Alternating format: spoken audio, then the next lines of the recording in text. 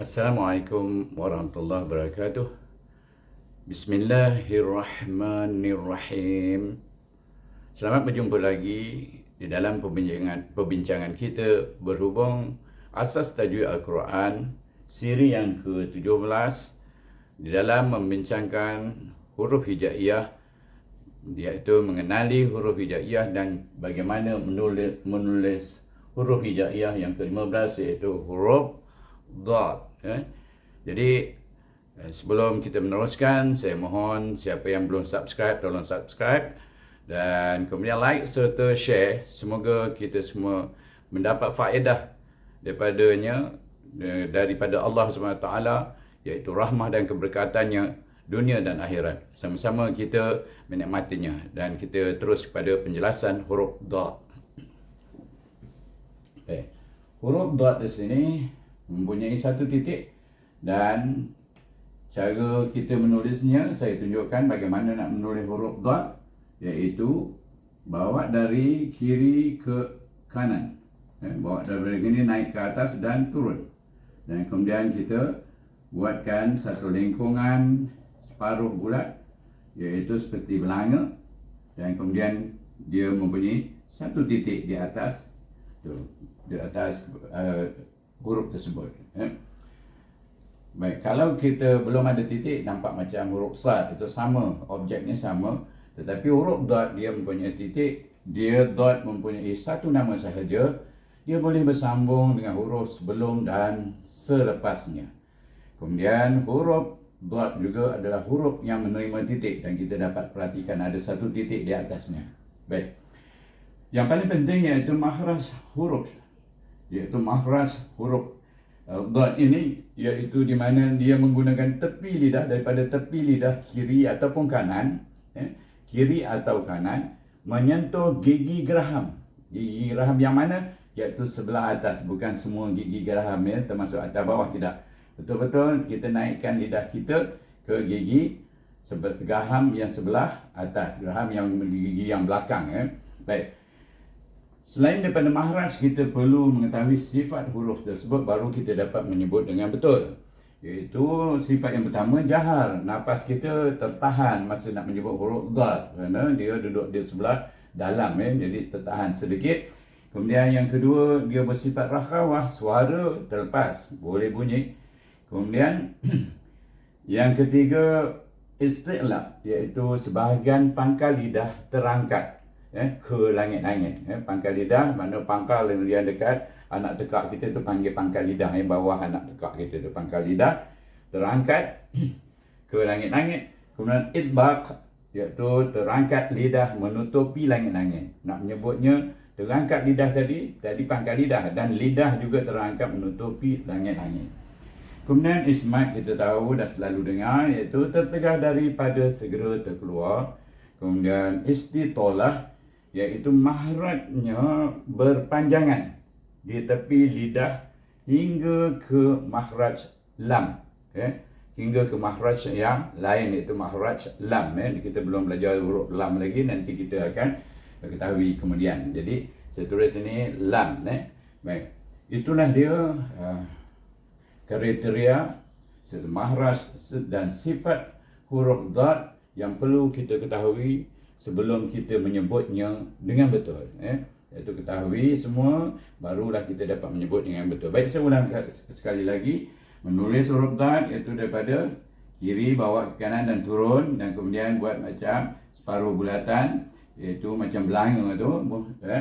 Kemudian Dad ini mempunyai satu nama, boleh bersambung dengan huruf sebelum dan selepasnya.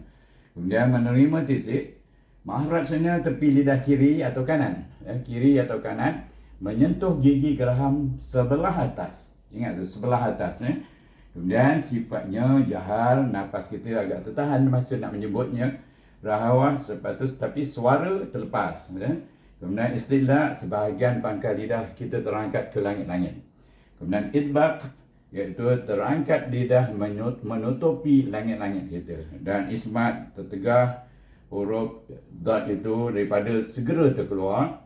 Kemudian istitolah, makhraj huruf Dad itu berpanjangan di tepi lidah hingga ke makhraj yang lain, itu makhraj lam, itu daripada tepi lidah sampai ke ujung lidah tepi ni, sampai sebut huruf lam tu kita guna tepi ujung lidah tu, jadi sampai ke sana makhrajnya. Jadi itulah saja penjelasan tentang huruf dad. Semoga sahabat-sahabat, teman-teman semua dapat mengingati itu makhraj dan sifatnya dan bagaimana menulisnya. InsyaAllah dengan izin Allah kita semua dapat faedah dari apa yang kita belajar hari ini, dan selamat berjumpa lagi dalam siri yang ke-18. Assalamualaikum warahmatullahi wabarakatuh. Bismillahirrahmanirrahim. Sekali lagi kita berjumpa dalam perbincangan Asas Tajwid Al-Quran siri yang ke-18 di dalam tajuk mengenali dan mengetahui bagaimana menulis huruf ta, iaitu huruf hijaiyah yang terdapat di dalam Al-Quran, iaitu huruf yang ke-16 di dalam seluruh huruf hijaiyah yang ada, iaitu sebanyak 29 huruf. Baik, sebelum saya meneruskan, saya mohon pada semua sahabat, teman-teman agar terus subscribe yang belum subscribe, dan terus like dan terus share kepada kawan-kawan yang belum mengikuti perbincangan kita ini. Semoga kita, mereka dan sahabat-sahabat, teman-teman semua mendapat pahala daripada Allah SWT. Semoga dirahmati dan diberkati akan apa yang kita usahakan ini, insya-Allah. Dan kita teruskan dengan perbincangan kita. Baik, pertama kita pergi kepada iaitu nama huruf itu. Iaitu huruf ini ada dua nama, mempunyai dua nama, iaitu huruf ta dan huruf atau ta. Jadi cara menulis ta itu saya tunjukkan sekali lagi, iaitu kita tarik dari kiri ke kanan, kemudian naik ke atas separuh bundar dan turun ke bawah. Kemudian dia seperti huruf alif, kita ambil huruf satu garisan lurus seperti alif, turun ke betul-betul ke atas garisan ni atau pertemuan lingkungan tadi, iaitu huruf ta. Begitulah cara menulisnya. Baik, setelah dapat tahu bagaimana menulisnya, cantik tak cantik, itu terpulang pada seni tangan sahabat-sahabat dan teman-teman semua. Baik, yang keduanya kita perhatikan bahawa huruf ta ini boleh bersambung dengan huruf yang lain sebelum dan selepasnya. Perhatikan, saya tandakan right di sini dan juga selepasnya. Itu sebelum boleh sambung, selepas boleh sambung maksudnya. Baik, yang paling penting iaitu yang saya bintangkan biasalah, iaitu makhraj huruf dan juga sifat huruf, iaitu kedua-dua ini akan menentukan sama ada kita telah menyebut dengan betul atau salah dalam membaca Al-Quran. Baik, itu makhraj hurufnya, iaitu ditentukan keluarnya huruf ta ini apabila hujung lidah menekan silatan gusi di pangkal gigi kacip atas. Kemudian sifatnya pula, iaitu jahar, di mana nafas kita tertahan semasa menyebutnya. Syiddah, suara juga tertahan, iaitu nafas dan suara lain. Baik, istila, iaitu sebahagian pangkal lidah terangkat semasa menyebut huruf ta, dan idbaq, iaitu terangkat lidah kita menutupi langit-langit, baru boleh dapat sebut ta dengan betul. Ishmat, iaitu tertegah daripada segera terkeluar, dan kita apabila kita praktikkan dengan makhraj, mematuhi makhraj tersebut, memang kita akan rasa dia tertegah dari segera terkeluar huruf ta ini.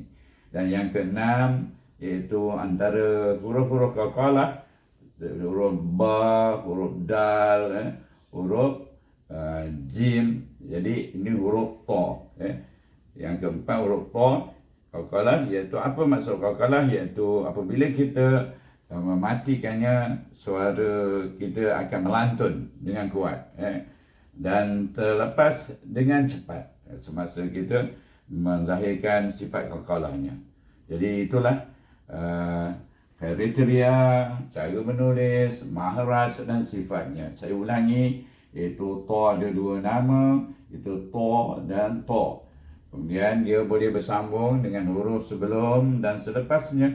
Dan yang ketiga, dia tidak menerima titik. Mahra hurufnya hujung lidah menekan siratan gusi di pangkal gigi gigi kacip atas.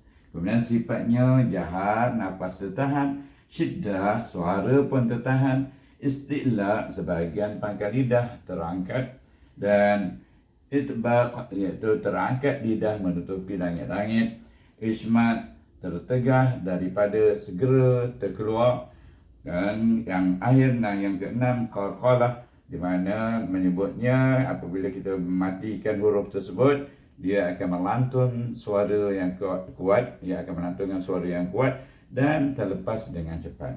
Jadi itulah penerangan tentang huruf Ta dan siri ke-18 ini, dan saya memohon supaya sahabat-sahabat dan teman-teman semua dapat terus mengikuti perbincangan kita ini, dan jangan lupa like dan juga share dengan kawan-kawan yang lain, saudara mara, anak-anak, kalau adik-beradik, supaya mereka dapat sama-sama memperbaiki bacaan Al-Quran mereka, dengan syarat mereka mesti tahu makhraj dan sifat huruf tersebut. Jadi inilah peluang kita untuk memperbaiki. Nampak jemu kerana satu persatu ada 29 huruf, tetapi ia memberi faedah yang banyak untuk kita memperbaiki bacaan Al-Quran kita.